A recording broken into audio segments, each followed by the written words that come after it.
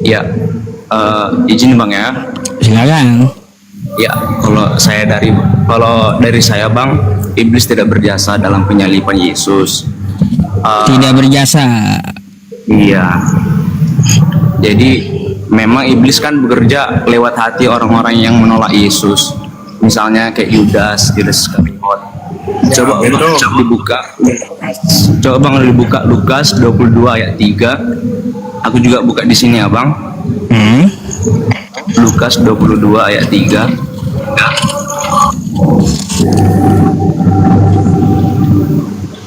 Oke, jadi di sana dibilang, maka masuklah iblis ke dalam Yudas yang bernama Iskariot, seorang dari ke-12 murid itu. Nah, Jadi Bang, dia itu kan orang yang dekat sama Tuhan Yesus, tapi dia menolak ajarannya. Dia itu seorang yang tidak taat sama Yesus. Jadi di sini kan gini Bang. ya, Kalau kita lihat ayatnya ini ya, nih. ya, Maka masuklah iblis ke dalam Yudas yang bernama Iskariot, seorang dari ke-12 murid itu. Betul? iya.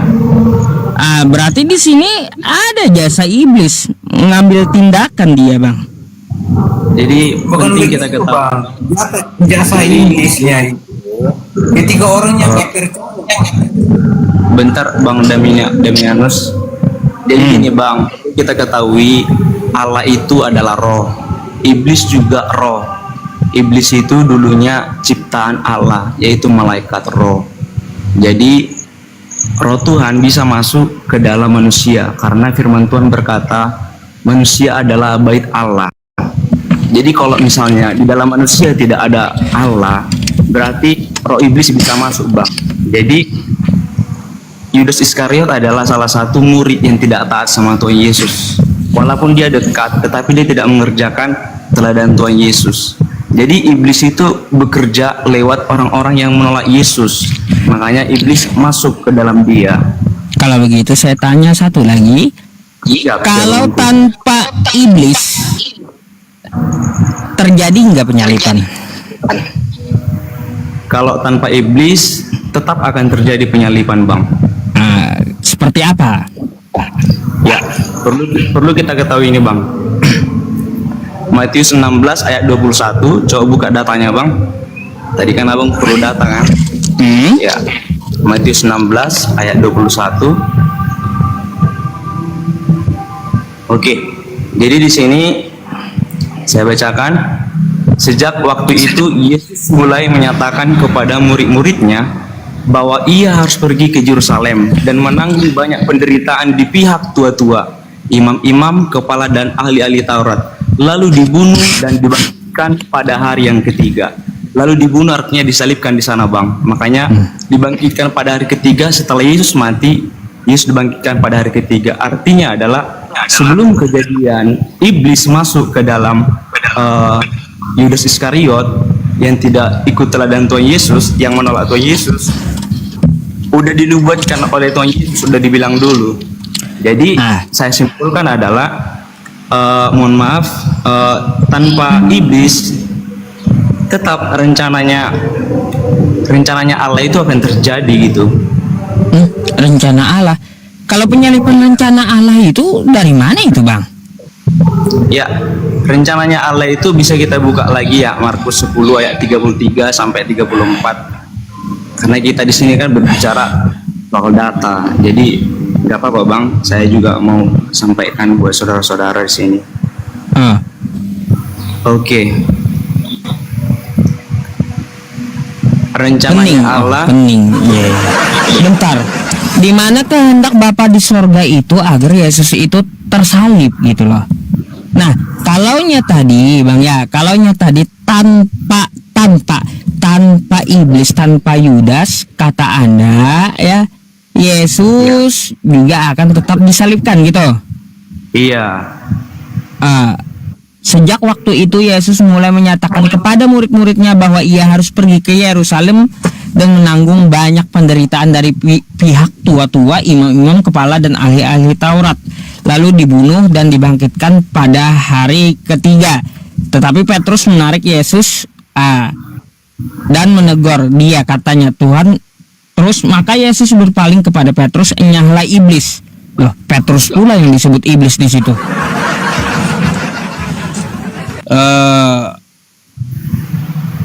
Iblis ini sebenarnya ada di mana-mana kah? Pasti bang. Kalau bisa ada di mana-mana, tergantung dari bawaan orang Jadi, masing-masing bang. Coba buka bang, buka dulu bang. Coba buka dulu bang, Yohanes 3 ayat 16. Jadi Tahu saya itu. iya, karena begitu besar kasih Allah, kalau orang abang bilang kan Allah itu kan. Karena begitu besar kasih Allah akan dunia ini, sehingga ia telah mengaruniakan anaknya yang tunggal, supaya setiap orang yang percaya kepadanya tidak binasa. Inilah dia. Tunggal itu namanya Yesus. Sebenarnya Allah sendiri itu menjadi manusia supaya bisa menyelamatkan manusia. Ya dia datang menjadi manusia bang, karena Allah itu kan kudus bang, sementara kita berdosa. Waduh. Jadi Kasih pertanyaan Bang, kira-kira. iya, jadi di sini ketika iblis membisikkan Yudas, lalu Yudas mengkhianati Yesus, terjadi penyalipan. Nah, orang yang berjasa di dalam penyalipan ini ada Yudas yang mengkhianati Yesus, ada iblis, ada tentara Romawi. Ini semuanya pahlawan gitu.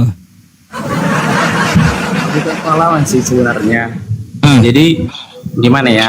Coba bukalah Yohanes 10 ayat 18. Di sana Tuhan berfirman, Yesus sendiri berkata, tidak seorang pun mengambil nyawaku daripadaku, melainkan aku memberikannya menurut kehendakku sendiri. Sebenarnya manusia yang tanpa roh Allah itu hanya, mohon maaf, jadi dimanfaatkan iblis. Iblis sebenarnya pengen membunuh Tuhan Yesus, tapi iblis nggak tahu. Jadi gini bang, iblis itu nggak tahu masa depan, tetapi dia bisa tahu masa lalu bang. Tapi kan gini bang, iblis itu pernah kerjasama dia dengan Roh Kudus itu. Kalau itu jelas-jelas salah. Nggak ada bang. Coba Anda buka ya. Sebenarnya gini bang. Sebenarnya Gini Bang. bentar. Ya, siap. Ya, coba Anda buka dulu Matius 4 nomor 1. Matius 4. Nomor 1. Oke. Matius 4 nomor 1. Ya. Maka Yesus dibawa oleh Roh ke padang gurun untuk dicobai iblis. Oke. Nah, kan kerjasama tuh. Bukan kerja sama Di- bang. Itu bukan kerja sama bang.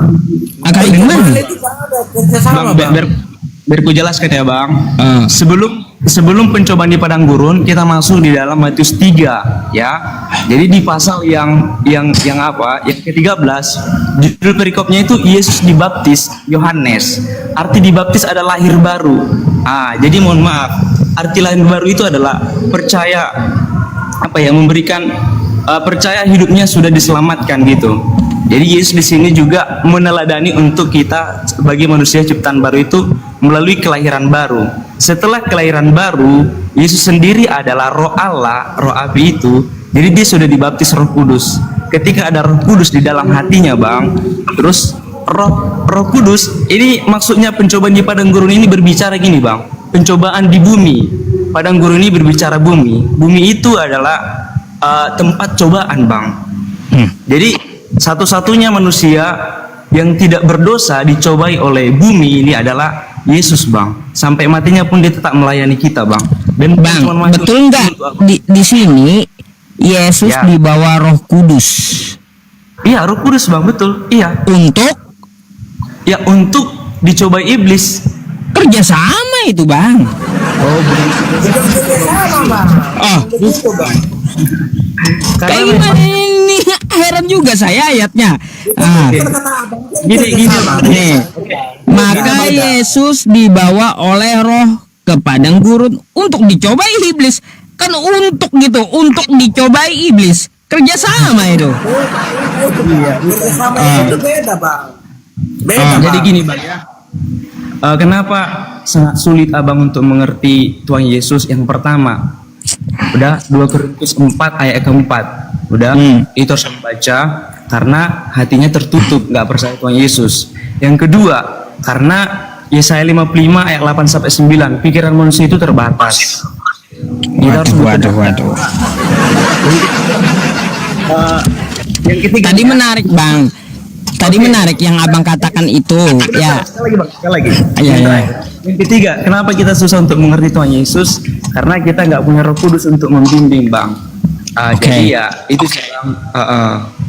Jadi sebenarnya tujuan kita live ini bukannya cari-cari kebenaran. Jadi gini bang, saya tertarik dengan apa yang abang katakan tadi ketika memberikan data, meskipun tanpa iblis dan Yudas, Yesus tetap disalibkan, kan kayak gitu. Iya bang, ya. Nah, ini gimana kronologinya? Iya. Kronologi gimana tuh bang? Kalaunya tanpa Yesus, tanpa Yudas dan iblis, Kalau tanpa Yesus dan iblis, tanpa Yudas dan iblis. oke, aku kasih contoh gitu masuk abang ya. Nah, Oke, coba kita bayangkan ya bang ya. Seorang dokter sudah bertekad untuk mendonorkan darahnya demi menyelamatkan pasien. Pasien itu hanya bisa hidup kalau menerima darah si dokter. Nah, apakah pasien itu sembuh karena ada penyakit yang memaksa dokter tidak? Dokter tetap akan menyerahkan darahnya karena memang itu ya keputusannya gitu.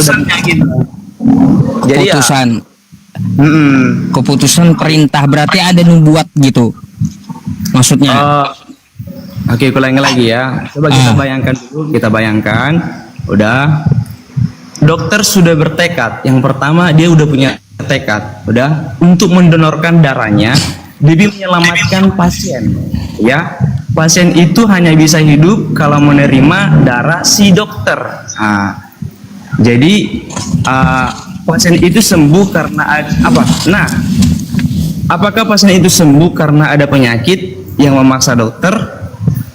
Tidak. Jadi dokter itu tetap akan menyerahkan darahnya karena memang itu keputusan dan kasihnya. Karena yang pertama tadi dia udah punya tekad, dia mau kasih darahnya ke pasien untuk menyelamatkan. Jadi kayak gitu juga Yesus bang. Yesus sudah datang ke dunia dengan tujuan jelas. Dia mati di kayu salib dalam Markus 10 ayat 45. Iblis hanya berusaha menghancurkan Yesus dengan memakai Yudas. Tetapi rencana salib tetap akan terjadi karena itu adalah Allah sejak semula gitu bang. Iya. Makin puyeng saya bang dengar jawabannya. Jadi gini bang. Bang, kenapa bang puyeng? Doa aja lah bang, minta Roh Kudus, maksudnya tuntunan roh dari Allah di hati abang untuk nuntun mana yang benar gitu. Aduh, Oke, pusing saya ya dengan jawabannya. Yang pusing bang, santai aja. Oke, ya, jadi seperti itu. Jadi seperti itu ya, jawaban yang saya terima sampai saat ini yang punya data Bang Putra ya, Bang Putra. Cuma analoginya bagi saya pusing gitu, nggak masuk masih, itu yang menjadi masalah.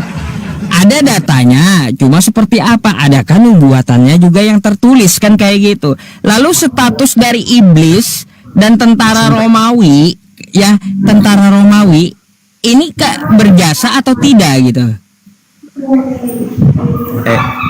Sorry bang, tadi aku lagi ngomong, ada kawan baru pulang dari gereja. Ulangi bang. Iya, kan di dalam penyalipan ini ada ikut andil iblis, Yudas Iskariot dan tentara Romawi, kan kayak gitu. Nah, status mereka ini, apakah mereka ini adalah pahlawan atau bukan gitu? Karena membantu proses jalannya penyalipan. Bukan membantu dalam penyalipan bang. Itu kan dari godaan, bukan membantu dalam penyalipan bang. Itu untuk menyelamatkan seseorang yang jatuh dalam dosa, Bang. Waduh, yang mana nih? Jadi jadi sama sekali memang nggak ada iblis jadi pahlawan, nggak ada bang. Tentara Iblis Romawi? Dah. Tentara Romawi? Nggak. Gak ada. Kalau di Roma Iya. itu Bang nggak ada, Bang. Iya, cuma Yesus gitu. Tentara Romawi ditebus juga nggak dosanya? Semua orang bang, termasuk abang pun ditebusnya kalau abang percaya. Waduh, waduh, waduh. Abang ya, ini percaya Ya udahlah. tergantung Oke, dari Bang, ya. pengalaman Abang. Puyeng ya, iya puyeng saya iya. Udah, ya udahlah kalau kayak gitu. Oke bang, terima kasih atas jawabannya ya. Itu bang ya. Gini, Bang. Ya oke. Kalau Thank you bang ya. Atas jawabannya. Saya